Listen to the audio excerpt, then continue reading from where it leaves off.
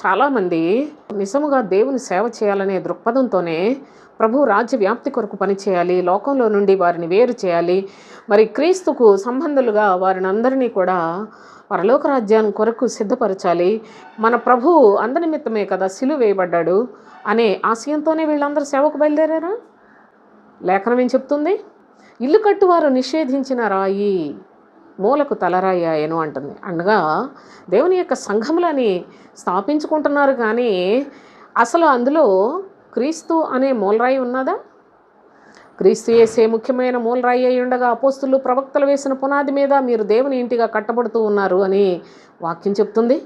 కానీ ఇల్లు కట్టువారందరూ కూడా మూలరాయిని నిషేధిస్తున్నారట. మరి వీళ్ళకి వచ్చే శిక్ష ఏంటనుకుంటున్నారు? దేవుని రాజ్యము వారి యొద్ద నుండి తొలగించబడుతుందట. అనగా దేవుని రాజ్య సంబంధమైన వాక్యాన్ని కూడా వాళ్ళు చెప్పలేరు సోదరులారా. వాళ్ళకి దేవుని రాజ్యాన్నే తొలగించి పడేస్తున్నాడు.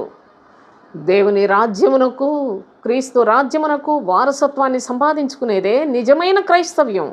కానీ ఈనాడు సంఘములకు వెళ్ళి అందరూ కూడా క్రీస్తు వాక్యము లేకుండానే వారి జీవితాల్లో తమకు తామే హాని చేసుకుంటూ, వాళ్ళ బోధకుల చేత హాని చేయబడుతూ, బోధకుల చేత మోసగించబడుతూ అందరూ దేవుని రాజ్యానికి కూడా దూరం అయిపోతున్నారు.